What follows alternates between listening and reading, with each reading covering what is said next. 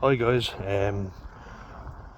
said yesterday I finished a review on Shameless US. Shameless, just finished watching it, and what a series. Like, there'll never be anything like it, I don't think. I mean, the UK one, yeah, but I don't like it as much, you know. I just couldn't get into it as much for various different reasons.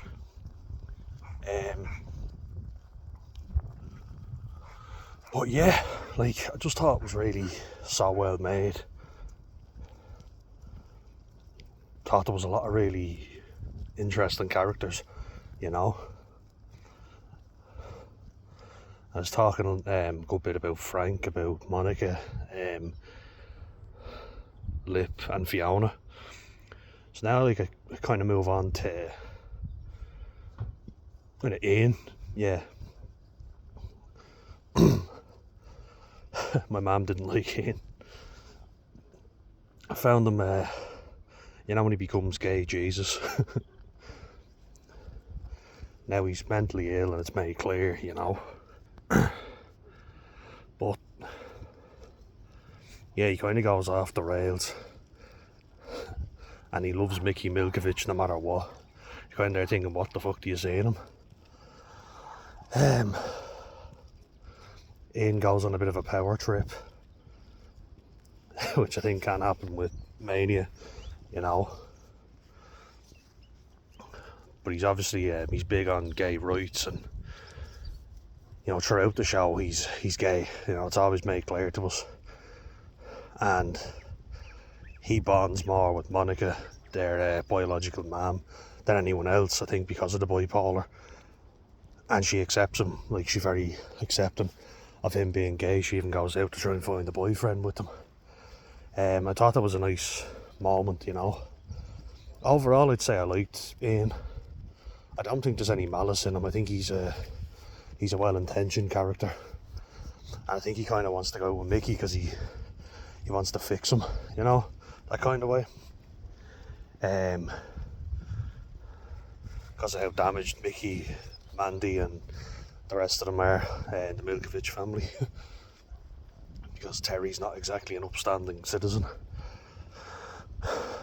Like, Ian becomes an EMT, you know, a paramedic. So he's obviously a caring individual. When he's blackmailed by his parole officer, you know, to just basically make drug drop-offs, and they're running a scam, an insurance scam. He sees someone struggling, he gets in trouble for it, he knows he's going to get in trouble, but he goes over to save someone and help them out because he knows it's the right thing to do. So his sense of justice is very good. And even when he kidnaps you have Jenny, Mickey's child, he gets an idea in his head and he hears him crying, and he just gets an idea and goes, right, off we go, on a road trip, you know. I think it highlights how dangerous mania can be, you know. The lack of judgment, the lack of proper planning and insight, just the impulsivity of Ian. And he gets committed and put on lithium and a whole heap of other antipsychotic and antidepressant drugs. But he means well, he's a good character. I think he's likeable for the most part. He can be a bit annoying, but you also have to remember, like, that he's grandiose. Like, he's gone through psychosis. Come on, Alf, good boy. So he's clearly struggling, you know. He goes out with Mickey, but he also has a few other. So he's originally, as they say, Mandy, Mickey's sister. He's friends with her, and they remain good friends. But she accepts him for being gay, and they have a good friendship. As I say, Mandy was abused by Terry, and like, physically and sexually. And I feel for Mandy, you know. I feel like Mandy's a seriously damaged young woman. And I was kind of thinking, there's some characters I would have liked to have kept in it. I thought her storyline was a good one, but she goes off and we kind of don't see her again, you know. I think she was working as an escort. As I say, I watched it through a span of 8 years, so it's a bit rusty. But I liked her as an overall character, and I like Dean. Which now, like, when he gets grandiose and manic, he really he buys into the whole gay Jesus thing, and he helps out a lot of disadvantaged youths. He goes mad at Fiona because they're squatting in an apartment building that she's bought, and she's trying to make a living for herself, and he just can't see the bigger picture. Do you know what I mean? And he gets really mad with her because he wants to save everyone. You know, he feels like he can save everybody. Bad planning, but you know, he gets manic, so it's not his fault. And he deals with it. He takes his medication even though they make him feel like absolute shit. He has to leave the army, which he loved. But he's a good guy. Then Debbie Debbie and Carl I found to be quite annoying. At first Debbie's kind of like, you know, innocent child, and I feel like as good as Shameless was, and I gave it a 10 out of 10 rating, I do feel like they got extremely woke in the last couple of seasons. You know, we have to have more gay characters, and Debbie became really entitled, and she kind of just ended up sleeping with anything that moved, you know. The way she ran, the way everything just really annoyed me about her. As I say though, she's not a great human being. Like, Fiona tells her that they can't look after a new child, but she wants one. She uses it to blackmail her, not even boyfriend, you know. Derek is a fella she meets in a boxing gym. He's a handsome guy, he wants to join the military, and he's got a good family behind him. He teaches her self-defence so she can beat up the girls that are picking on her, and you kind of have sympathy for her there, you know. And even all throughout, you still are like, well, she hasn't had a great life, but my God, did she get irritating. Derek says he doesn't want the kid. She says she's on the pill. She's not. Then she has the kid. Derek doesn't want the child. Then she blackmails him. Then he dies, and she tries to blackmail. Well, she successfully blackmails his widow, another woman that he's married. So yeah, I think her name was Elsa or something like that. She's not in it for very long, but Debbie then becomes a welder, and you're kind of like, ah, yeah. It was very thrown together though, you know. I wanted to be a welder and then become a lesbian and all this stuff, and you're like, oh. But then she has sex with a gay man in the last season and completely takes advantage of a nice young woman, who I said was like Hispanic, Sinead O'Connor. She runs a bar, you know. I think she's the owner, and she looks after Debbie, takes care of her, you know, because she's worried about being homeless because they're selling the house. But she just completely takes advantage of this person's good nature, and starts taking drink after drink, going through your one's clothes, your own offers, but basically saying your clothes are too masculine, I don't want them, and not really insulting, but you know, bit ungrateful. I think there's a lack of gratitude with a lot of the characters in the show when they are given an opportunity. But with Debbie, what really annoyed me was just her level of entitlement, you know. Fiona says to her, no, you have to have an abortion because we can't afford another mouth to feed. Debbie doesn't listen and then complains about how hard it is to be a mother. Fiona's kind of like, I told you so.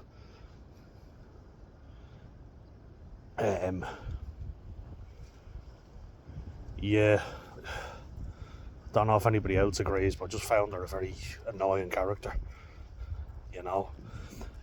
She goes around then telling everybody, kind of acting like Fiona when Fiona goes off the rails, but then demands money off her for the house. And like, I understand in a way because you have to pay the bills, but there's no sympathy for what Fiona's had to do her whole life, pretty much, you know. Nobody seems to pick up the slack. They just kind of go, oh fuck it, you know, you have to pay me. You don't get a free pass, even though she basically raised them like a mother. And Fiona has her shortcomings as well, but she was the motherly figure they all needed. She did her best.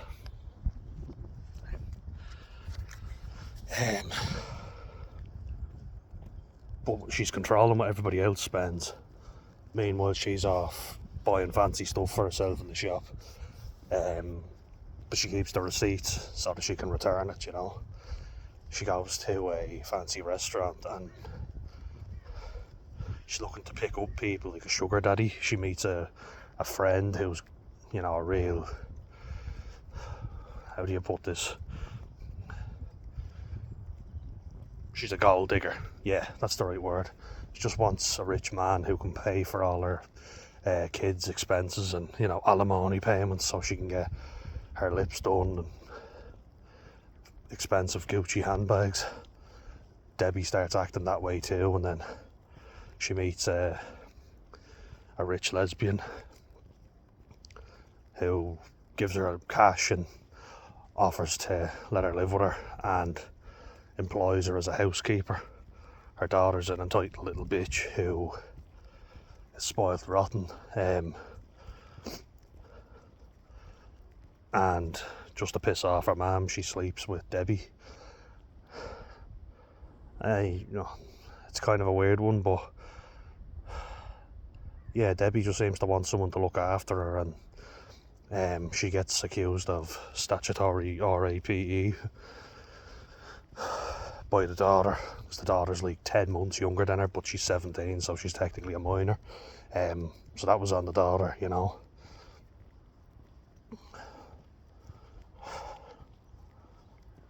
I think Debbie can be her own worst enemy. She ends up with a escaped convict at the end. Heidi something or other. Stay in. So I don't know how that ends.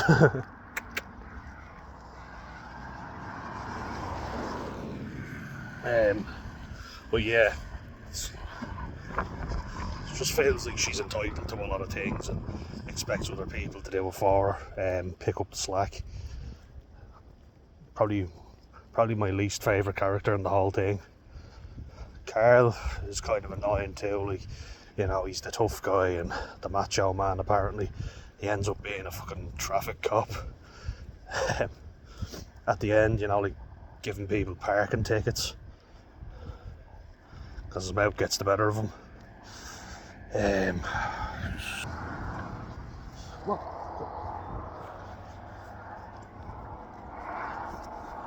He's a little scut. You're kind of there thinking to yourself, is that what it's supposed to be? I'm not really sure. But he's the juvenile delinquent of the family, you know, like in a family full of black sheep, he is the blackest. Then you've got Liam, who's actually black, but what I mean is he's the bad egg of the family, you know. One of the principals even say, he says, I am not a religious man, but this kid has reinstated my belief in the Antichrist. Don't think of yourselves as an E, think of yourselves as an F. As in failed, as in fucked. Thought that was very funny. Yeah, in terms of Carl's dating life,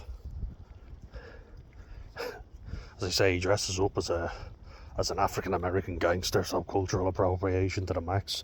Veronica, Kevin's wife, being African American, is not too pleased. Rightly so.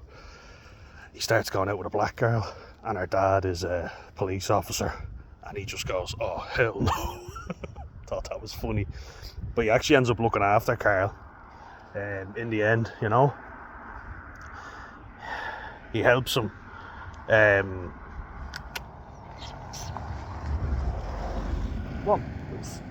He helps him get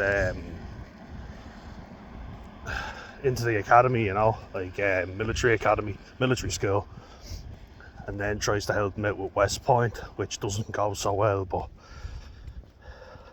does help him out. And the daughter is off with other guys and cheating on Carl, even though he loves her and wants to be with her. But the dad turns on her and says, no, you don't treat him that way. And in fairness, looks out for Carl. He tries to get into it's like an access program, so because he's from an impoverished area. But something that'll sound familiar, especially with the LA Fire Department. He's not diverse enough, you know. You're kind of there thinking, oh, it's this shit, you know. Finds out he's part Native American in the end. And he finds out that the black guy is actually part Pilgrim, because the black fella says to him, if I find out any of your ancestors owned any of mine, I'll fucking kill you. And then Carl just turns around and says, I'm Native American and you're Pilgrim. Doesn't that mean your ancestors own mine? And he goes, don't say it. That was a funny moment. Yeah, like Carl then, in fairness, like does want to become a soldier, but he meets Kelly, who also found Kelly, you know, like when they throw this girl power stuff at you a lot in the series, and they just do it to the max. Like Marvel do it, and it's like there are good female characters in shows, you don't have to throw them at us, but it's just done way too fast, and it's done for the sake of it. I think of Cartman in South Park, you know, in the Panderverse with Kathleen Kennedy, when she hears the storyline and goes, put a chick in and make her gay. I felt that with Shameless, particularly in season 9, and I think they turned it around thankfully in season 10 and 11, but it was getting like very woke, you know, and people said it. I think they ended it on the right note, but Kelly was like, you know, this boss babe type character. I can beat the shit out of you. I'm a tomboy, but I'm ladylike as well. Like, she's in the military, she does softball, all these stereotypical lesbian things. But then she gives out to Carl for being jealous when she starts. And this is another reason not to like Debbie. Debbie starts like coming on to Kelly, and Kelly doesn't really push it away until Debbie kisses her. And you're kind of like, you're giving out to Carl for being suspicious, but I'm kind of with him on this, you know. It's like he's got every reason to be suspicious because Debbie did end up kissing you. And then on the flip side, like Kelly gives him no attention or nothing. And then Carl meets a Hispanic girl, Anna, when he's working in Captain Bob's popcorn shrimp. Popcorn shrimp, like Bubba from Forrest Gump. Shrimp chow, shrimp and potatoes. But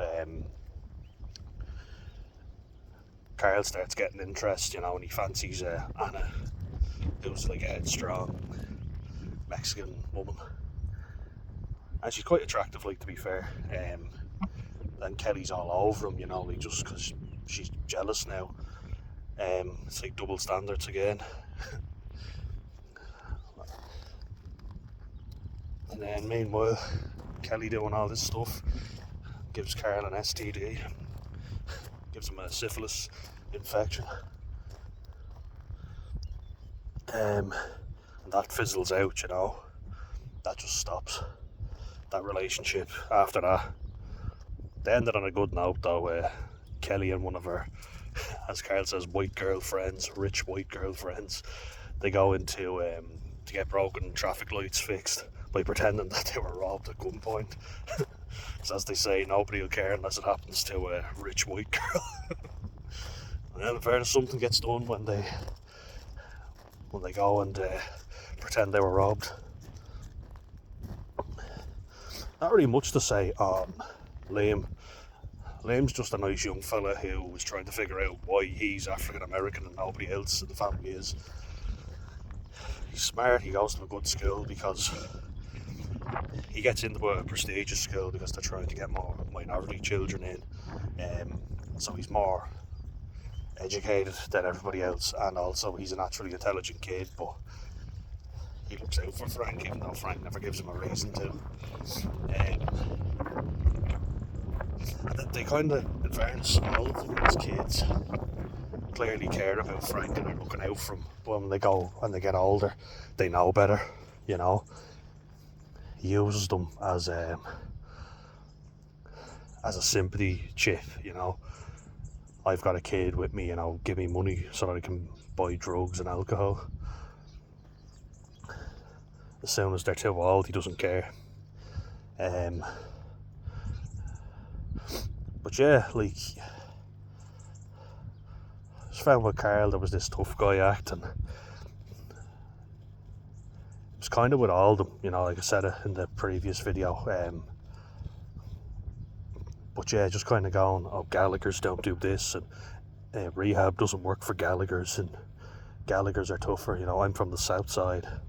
They keep complaining about how difficult it is to live in the south side of Chicago, but whenever a chance comes up, they blow it, you know. Like, whenever there's an opportunity to get out, they don't take it. Lip is a likeable character, but he's the stupidest smart person I've ever seen, because him and Tammy are moving, or at least they think they are, to a nice house in Milwaukee, Wisconsin, which I spoke about. Free house around her family, who her dad seems a bit intense, but a nice guy, looks out for them, you know. He's a plumber and he helps them fix the shitter in an RV, recreational vehicle, like a mobile home type thing. But a free house in great condition, 2 hours away from Chicago and away from violence. You know, you have a newborn child and he chooses not to rent some kip out without looking at the lease, you know, so he gets no lease signed, just a handshake with a fella he knows in the area, who then sells the place from under him, says, I'll reimburse you for all you've done up with the place. But not only that, Lip then has an opportunity to sell their house in the south side. He's offered 200 grand, then he says can't do any less than 300 grand, then your one goes down to 250 grand, the real estate agent, and he says no, 275, and then it's gone, and they end up having to sell it for 75 grand. You're like, you fucking idiot. Blows an MIT scholarship, every scholarship he's offered, you know, just this real chip on his shoulder, and you think, you can understand where he's coming from, but at the same time, you've been given an opportunity to leave and to get out of it. I guess it's all he knows, so that's fair enough. Thought Jeremy Allen White did a great job playing him. He's a likeable guy, Jeremy Allen White. Funny guy as well. But everybody said it about him. He had the opportunities, he had the brains, the book smarts, but he was arrogant with it. He turned down opportunities, he blew opportunities. Yeah, but you still hope that they all end up doing well. Frank, towards the end, reminisces, but he goes, I'm not going to apologise to any of you. He's not going to change, you know, can't teach an old dog new tricks. Fiona is missing because, like, she moved abroad. There was dispute with Emmy Rossum over payments or something. In fairness, she was one of the main characters, so you'd expect more. But Stephen Howie, who plays Kev, and then Shanola Hampton, I think her name is, that plays Veronica, they're likeable, but there's not an awful lot to say, you know. No real drama with them. They moved to Kentucky to live with her mother, or live near her mother. They're a good couple. They argue a bit, but they love each other, so nothing really interesting to talk about there. And Kev's a likeable dope, you know, he's a lovable dope, but sometimes you're like, oh, Kev, you fucking idiot. I know, but they're a likeable group. Say, great series. It's just hard to keep it going for that long, and especially nowadays, you know, in the 2020s, like COVID, it was hard. Obviously, everything was hit very hard. So I imagine that really prematurely ended the show. But the woke shit just got very annoying. I'm glad that they decided to go away from that, because it was a bit ridiculous. And they overdo it with the I'm a Gallagher, I'm a Southsider, and all this. Get a very different response if you said that in Dublin. FYI, I'm a Southsider. Not all people from the south of Dublin are posh, FYI. Just like not all people from the north side of Dublin are rough as fuck. There's nice, I think Malahyde's actually the most expensive spot in Dublin, and that's on the north side. So there you are. But anyway, guys, highly recommend you watch Shameless. Anything negative I say is just minor compared to the whole series. It's a great series. Brilliant, really good. Highly recommend. Who knows? I might get back to watching the UK version, but sometimes they're hard watches because, and I mean both series, because they can be very miserable. It's very depressing. There's a lot of drug use. There's a lot of alcoholism. There's suicide as well, self-harm. Mental illness is an occurring theme, a reoccurring theme, sorry. But if you can get past that, well worth the watch. Alright, I'll see you in the next one.